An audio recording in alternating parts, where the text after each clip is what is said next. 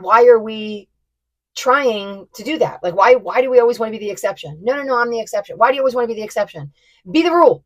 Just be like, you know what? I understand that that's probably going to happen. So I'm better off trying to, like, right now you might be like, all my friends are unbelievers. Doesn't mean don't talk to them, but start to try and develop relationships with believers.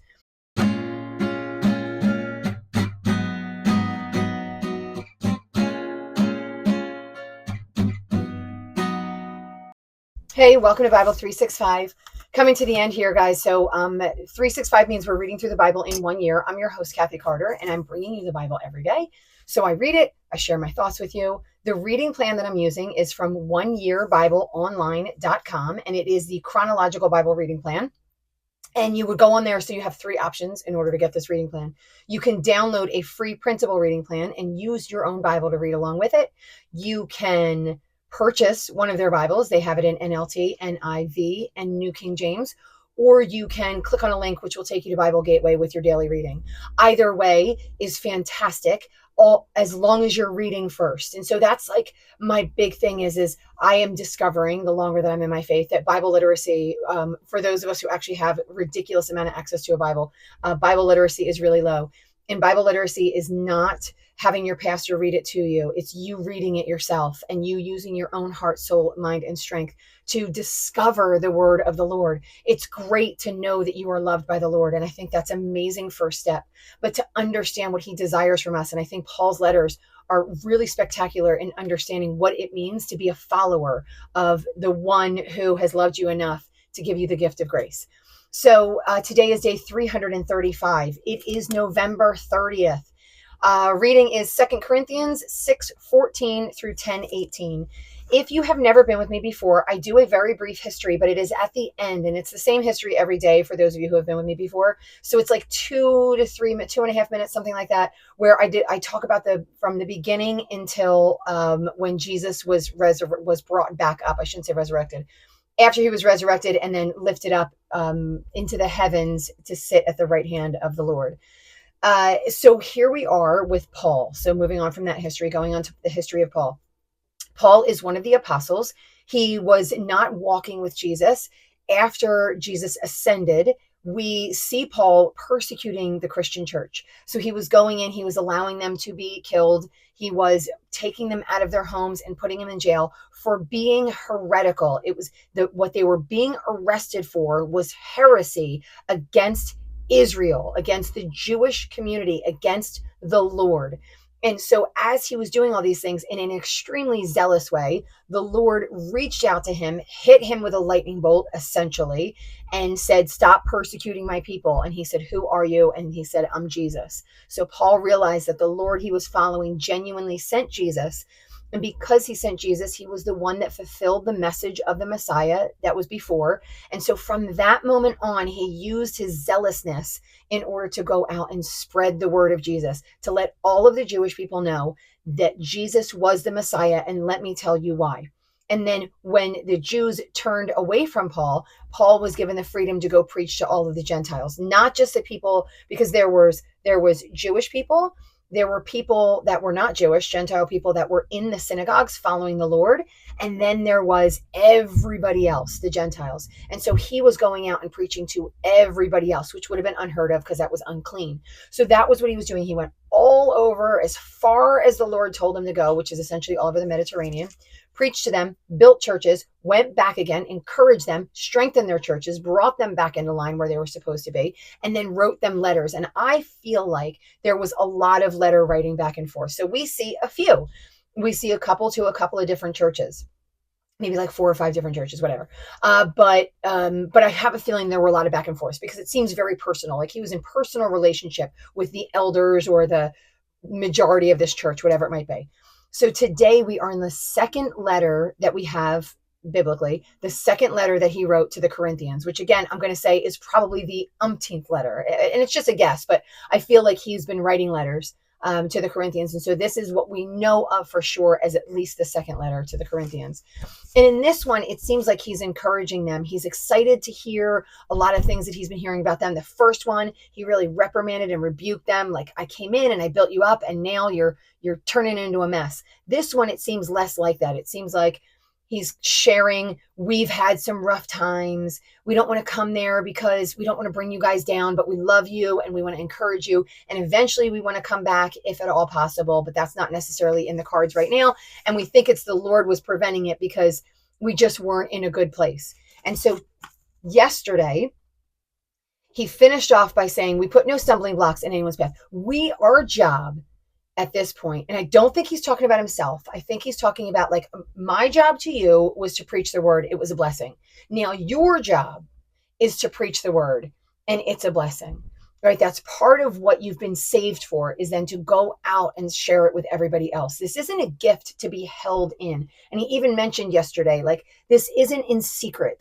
We're not doing this in shame. We're doing this openly and amongst everybody. And we want to make sure that everybody has an opportunity to be given the grace that we were given, because that's what the Lord is asking us to do. The Lord said, go out and share it with everybody. So he says, we put no stumbling blocks in front. And again, he's kind of telling them now, like, that we do this and this is what we want you to do. We put no stumbling blocks. We don't avoid circumcision. We don't force circumcision. We don't avoid certain foods. We don't force certain foods. So there's a way in which that we are honorable to the people in which that we're speaking to put no preventative measure in front of them in order for them to never even hear our message. And this is a great message to us. One of, and I use United States because I live in the United States, but I'm sure it's in other areas as well. It's probably in like more of the wealthier suburban areas all over the world, right? One of the biggest problems that we have is pride. We're extremely prideful. Once we have learned something, we want to make sure that everybody knows it. And usually we don't do it in the kindest of ways. Usually we'll kind of be condescending. Well, I know this and you don't know this. One of the biggest things that people say right now is if anybody says anything, they go, well, you need to be educated. You're saying something stupid. You need to be educated on that. And that's a stumbling block. Christians actually should not be doing that. People, those of us who follow Christ, should not be putting those stumbling blocks in front by condescending and saying that you shouldn't know, and shouldn't you know that already, and how dumb are you, and I can't believe you wouldn't know that, right? Like, these are preventative measures that cause a barrier between us and other people in order to be in any kind of loving relationship with them. Now, that's talking to those outside of the faith. I'm going to call them outsiders, but I want you to understand, I don't mean outsiders in the way that the Jewish community meant outsiders, whereas the Jewish community kept to themselves, did everything in and amongst themselves, and anybody else was deemed dirty, right? Like they couldn't be in relationship with the Lord. That's not how we're supposed to be looking at it. But I want to say outsider because I want to discriminate in some ways, insider, outsider, so you know what I'm saying here. So to outsiders, followers of Christ are supposed to be loving and drawing people in. That's our main goal. To insiders, we're supposed to be doing everything, lifting, encouraging, supporting, sharing financially, rebuking, if I haven't mentioned that one. So all of the things that strengthen the community of insiders, but not preventing the community of outsiders to come in, right? We're not closing a door to outsiders. We're saying, we want you to come in. And when you come in, we want you to be so submerged in the goodness and lovingness of our beautiful Christian following community that we want you to recognize who the Lord is by the way that we look. Until that moment, they're still outsiders. Outsiders, we share the faith. We don't put stumbling blocks. Insiders, we lift up and we try to make more like followers of Christ. And I'm saying that because right now we're jumping into 2 Corinthians 6:14. He starts out right away and says, do not be yoked together with unbelievers. I have only ever heard this expression used in marriage. And I'm going to tell you, I think it's way more than marriage. And I think that we want to close our eyes to it because we know that our bestie isn't a believer. And we always go, well, I'm in a great relationship with my bestie. And I have to be completely honest with you that I have said for, unfortunately, a lot of years, I find an unbelieving community is actually more open and honest with every single one of their struggles than a believing community. I'm in a lot of believing communities and they're hiding their struggles. They're not sharing. They don't want to be rebuked. They don't want to be talked to. They don't want to tell you anything that's going on. Like all of a sudden you're like, why are you getting divorced? Yesterday you were posting on Facebook how great your marriage was. Why are you now getting a divorce? Well, we've been having problems for years. What? Why aren't we as a community sharing in this relationship information?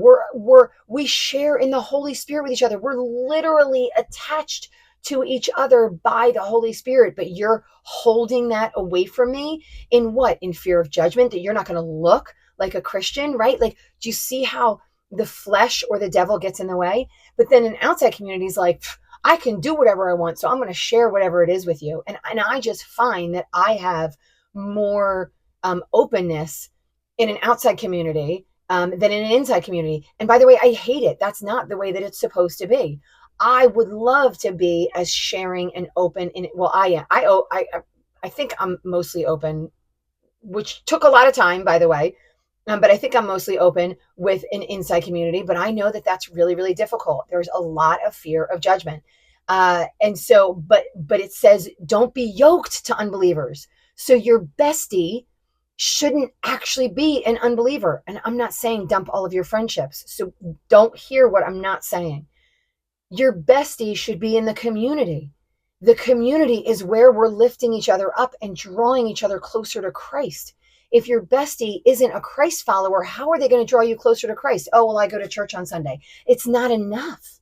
It's one day a week for an hour is never enough to draw you closer to the Lord, because that means you're spending, I didn't do any of my math because I didn't plan on doing this, but 24-hour days times 7, take away 1, right? Like, so that's how many hours you're spending without Christ. Or let's just say you're in a small group. So now we got 3 hours a week with Christ, right? But then every single other hour is away from Christ. How are you expected to be in close community with Christ if you are not around Christ? Like, you're like, I go out with my best friend. I talk to my best friend on the phone, or I text with my best friend a few hours a day, or I'm out with them a couple of nights a week, whatever that might. I work with them, right? It could be somebody that you're a coworker with, so you're with them for 8 hours a day. You understand? So we're deeper. You shouldn't be in any kind of deeper relationship with an unbeliever than you are with a believer. And as a matter of fact, it specifically says, do not be yoked to unbelievers. And I didn't go over the definition of yoked, because some of you might be really clear and understand what that means. But 2 ox, this was back when oxes plowed the fields, 2 ox together would have a yoke on both of them, and they would be stuck next to each other. And so they would plow together. One couldn't go off to the side. So when you're in relationship with somebody, right, like you're yoking yourself to somebody. And so you need to be this tight with believers, because being this tight with believers is what strengthens you. Being this tight with a not believer is going to draw you. I mean, it's inevitable. It's not going to ever strengthen your relationship with the Lord. It's impossible. And for myself, I went for a time where there was a time in my life when I was a Christian, and I hung out. I spent a lot of time with, again, I'm going to use the expression outsiders, people who did not believe. They didn't go to church. They didn't follow Christ. They didn't, none of those things. Right.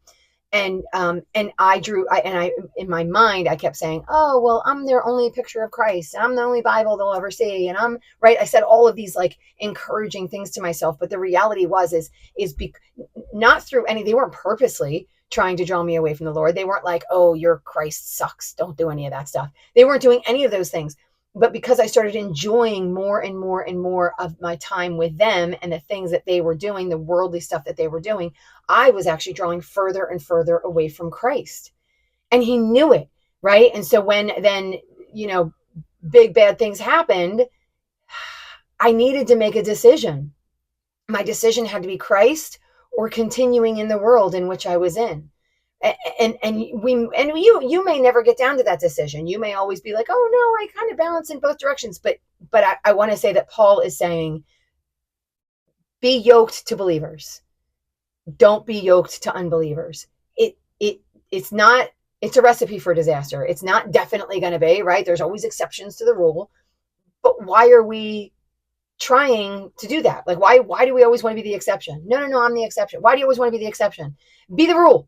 Just be like, you know what? I understand that that's probably going to happen. So I'm better off trying to, like, right now you might be like, all my friends are unbelievers. Doesn't mean don't talk to them, but start to try and develop relationships with believers. Start getting into small groups, start showing up and serving, right? Start texting those people instead. Find some strength in people who believe in the same Christ that you believe and want to get closer to the Lord in the way that you want to get closer to the Lord. He said, what fellowship can light have with darkness? I know this feels harsh, but it's true. What harmony is there between Christ and Belial, which would be another god? What does a believer have in common with an unbeliever? What agreement is there between the temple of God and idols? The reality is, and he's asking these are rhetorical, but there isn't one. And that is why we need to have our harmony, and our relationship needs to be in people where we have similar goals, similar values, similar desires. So now he's going to use, and I'm just going to throw this out, he's using some Old Testament to kind of confirm this information. I will live with them and walk among them, and I will be their God, and they will be my people. So you want to be in relationship with the Lord. Come out from them and be separate. Touch no unclean thing, and I will receive you. This is what God was saying in the Old Testament, and Paul is confirming this stuff is still true. This isn't different from what it was before. And then he says, I will be a father to you, and you will be my sons and daughters, because that we are in relationship with each other. And then your brothers and sisters with everybody who is a son or daughter of the Lord. Therefore, since we have these promises, let us purify ourselves from everything that contaminates body and spirit. And again, I want to tell you, do not take this in a negative way. This is not like, stop talking to those people. This is like, enhance your relationship with people of the Lord. Just see what happens. See how that grows. You be open with them and see how they respond back to you. And as I told you not that long ago, it definitely doesn't turn out perfectly, right? I'm still in a cycle where I'm working towards that, right? And I have this one group that I'm in that, like, we're working in that way, right? We're starting to ask uncomfortable questions, and we're starting to get closer to each other in ways that aren't normal, right? That are a little bit uncomfortable. We start talking about things that, like, the world talks about and that we need to have conversations about.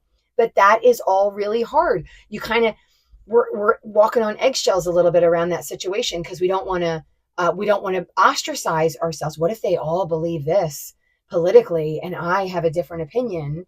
But my opinion goes from what I believe through Christ, and their opinion is about what they believe through Christ. How can we be friends? You both follow Christ. Have conversations and discuss what that means, right? In what ways do you think that the Lord loves the way that you're thinking? In what ways do you think the Lord loves the way that they're thinking? In what background do you have that steers you towards this direction?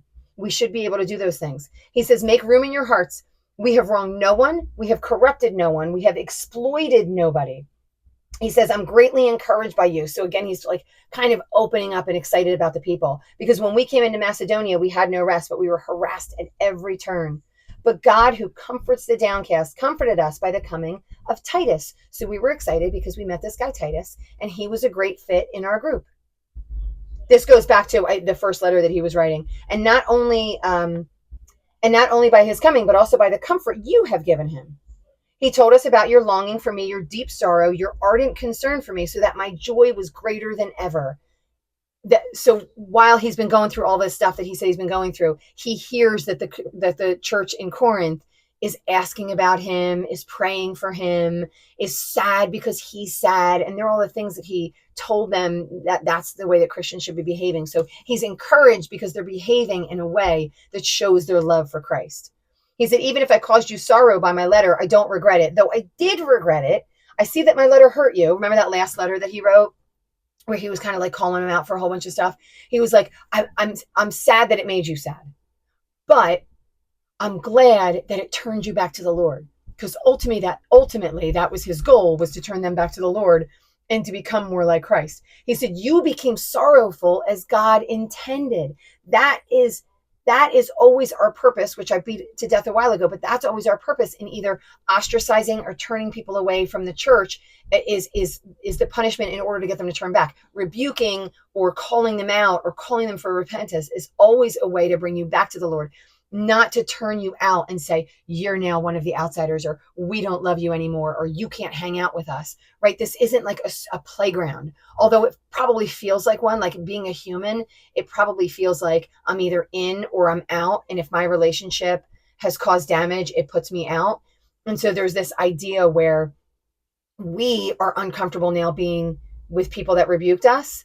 And we feel like the people that rebuked us don't want to be with us because we're dirty and we're messy. And that's not the goal at all. The goal is to bring full restoration for both of them, right? Because the person who rebukes should openly accept you fully and forgive. The person who has been rebuked needs to release all of that shame and come back into relationship with people of the Lord. That is the way that they grow. It's going back. That's creating perseverance, and then creating hope, and then creating perseverance, then character, then hope. That's what happens when you get restored. And so he's excited about that.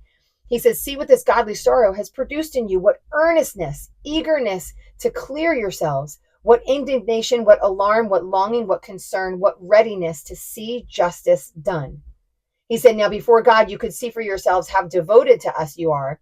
By all this, we are encouraged. So he's so happy that they have essentially changed their ways and turned back to the Lord. And now he's like, and I've been boasting in you, and my boasting is justified, which is amazing, because then I'm not boasting in myself. I'm not like, look how amazing I am that I converted all these people. He's like, look at what the Lord has done with all of these people, and look how they turned back to the Lord, even when I called them out for something that they were doing wrong. They turned back, they repented, and they're fully invested in the Lord. He said, and now, brothers and sisters, in chapter 8, we want you to know about the grace that God has given the Macedonian churches. In the midst of a very severe trial, their overflowing joy and their extreme poverty welled up in rich generosity. So I'm going through Macedonia, and they're hurting, like they're really bad. But because of the Lord, because of all of this generous, joyful love for the Lord, people gave, and they gave abundantly.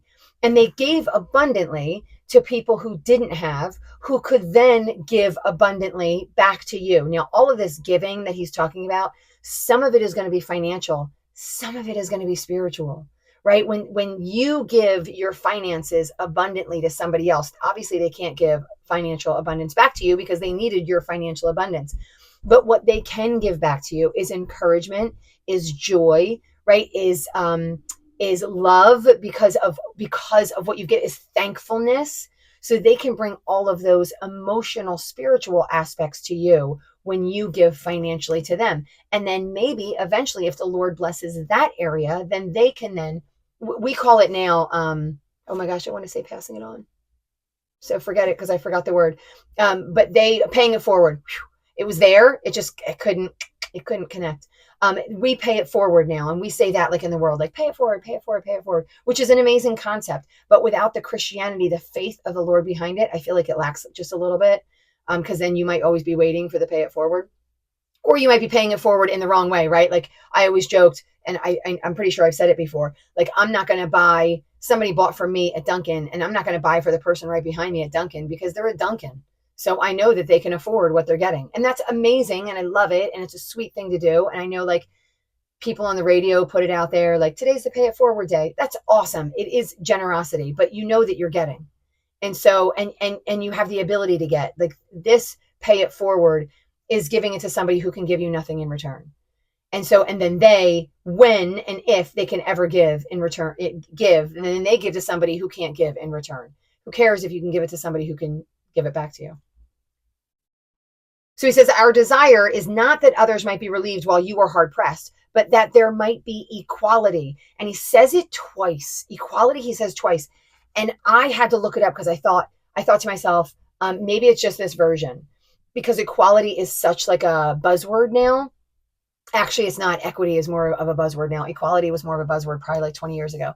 But so I looked up like every version, and every version has this in there, which means the original meaning is likely equality. And what he meant is those that have should give to those who don't have. And those who have something different should give to those who don't have, right? So we should be, the idea is not that the rich stay rich and then they just keep giving to the poor, right? It's that they share what they have, but then the poor share whatever it is that they have. And I'm just talking about finances, but like equality is not just in finances. Finances is an easy one, but equality is in everything. here he's literally talking about finances, but it's all things. And again, mentioned it a million times, we're trying to lift the entire community up. So if they have abundant finances, but they have abundant spiritual, faithful joy, share that. Share that. Share it all. Bring everybody. We're never supposed to be shoving anyone down. We are always supposed to be like, we're always supposed to be reaching down in order to pull somebody up.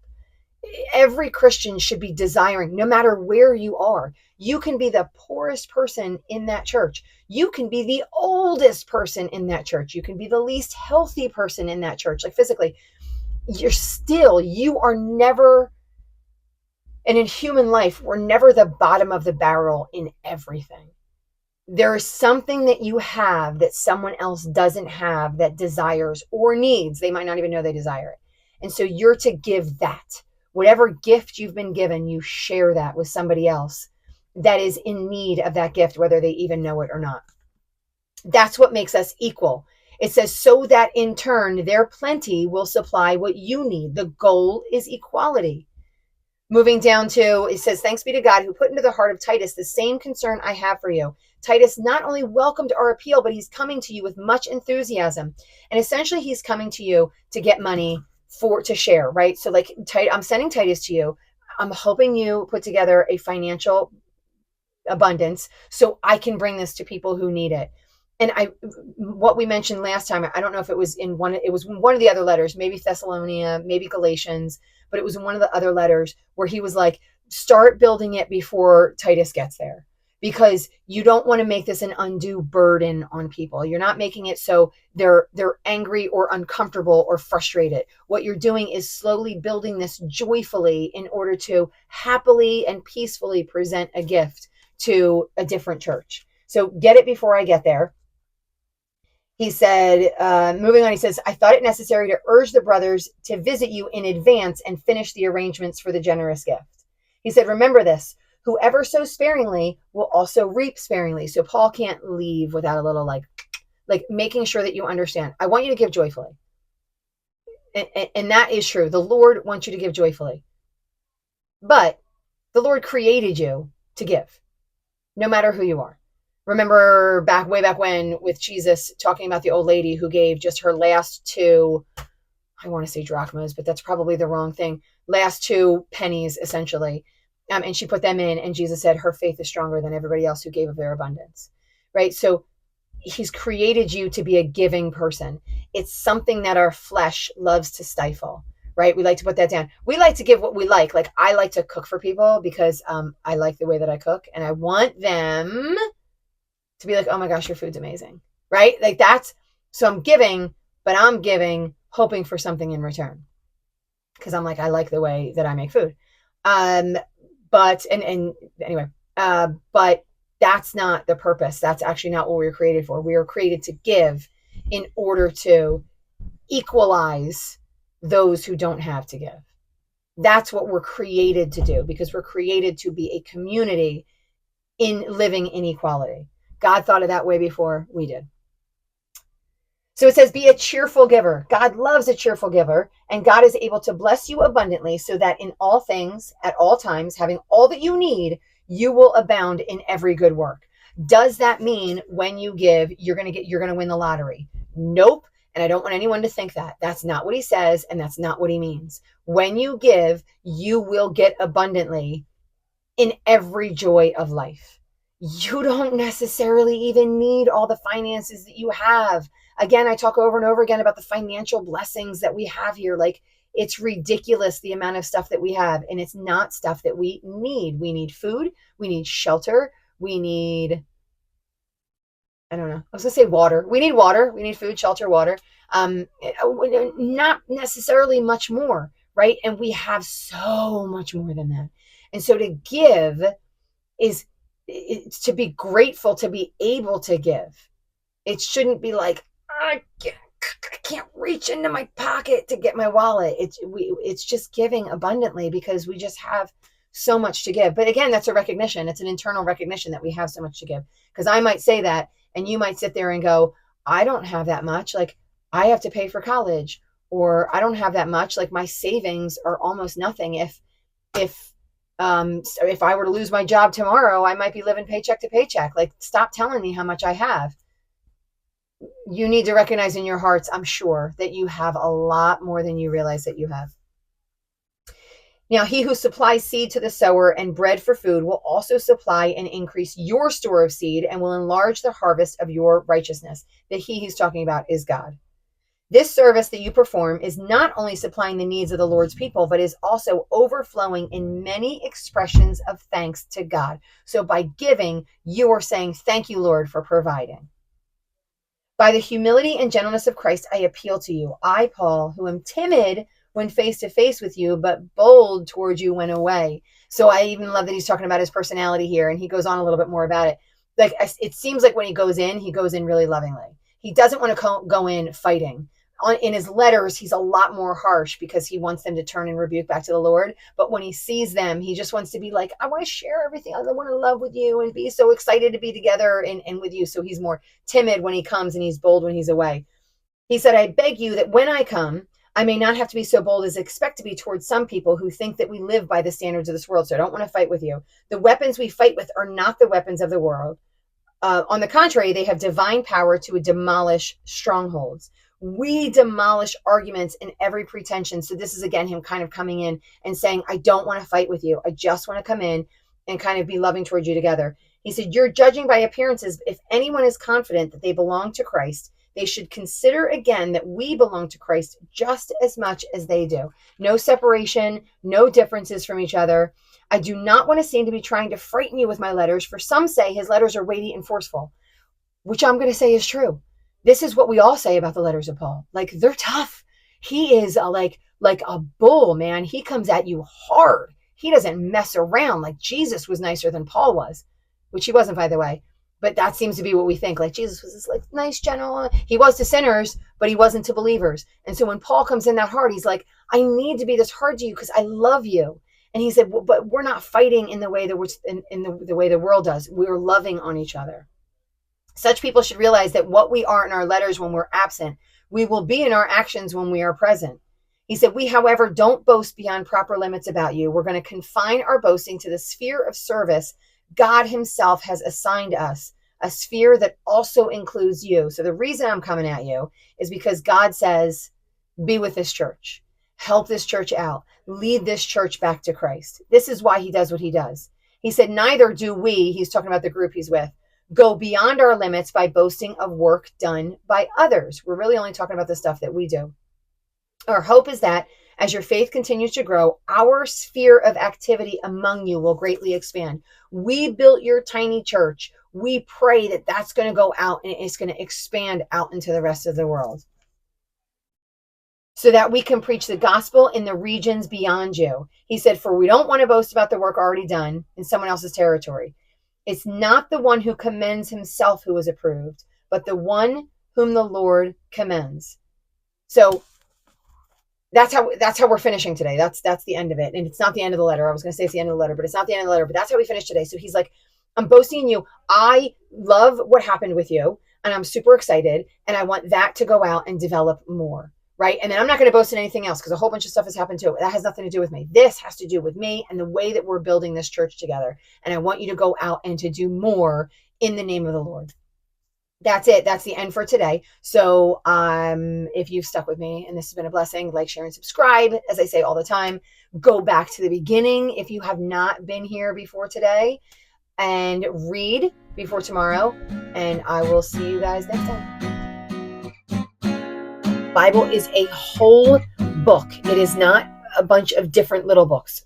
It is, but it's successively a whole unit.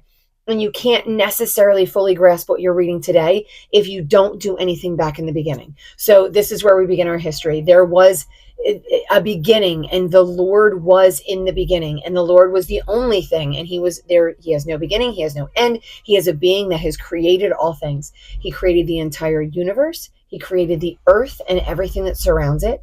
He created everything on the earth. He created a beautiful, perfect, picture-perfect earth, and then he chose to make two humans in his image. He breathed life into those humans, And he gave them some rules. He planted them in this Garden of Eden, and he said, I want you to be fruitful and multiply. I want you to rule over the earth, and I don't want you to eat from the tree of the knowledge of good and evil. A tempter came in and pulled them away and drew them towards temptation. So they turned away from the Lord and towards this tempter, and they ate from the tree. First her, then him, she gave to him, and he ate as well. And so since then, there has been a severing between the covenantal relationship between the Lord and his people.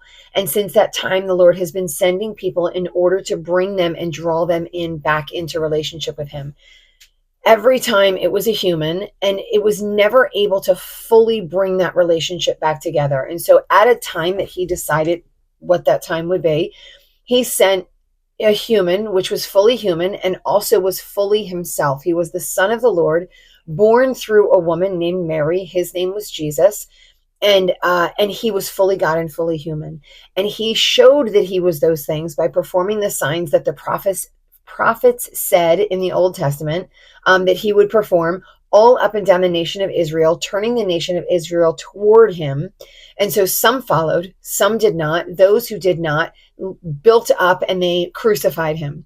Crucified him. He was in the ground for 3 days, and then he rose again. And once he rose again and was resurrected, he then taught everyone that he was with what the kingdom of God was like, what it meant to be resurrected. And then he told them, I need you to go out and spread the message. And then he went up into the heavens with the Lord, and he sat at the right hand of the Lord. Since that time, his apostles have been going out and spreading the word all among the nations around there. They were going into Turkey, they were going into Spain, they were going into Europe, they were going into Egypt, and they were in Greece, and they were spreading all over those nations. And they were telling everybody who Jesus was, and they were sending it first to the Jewish people. And then after that, they were spreading it out to the Gentiles.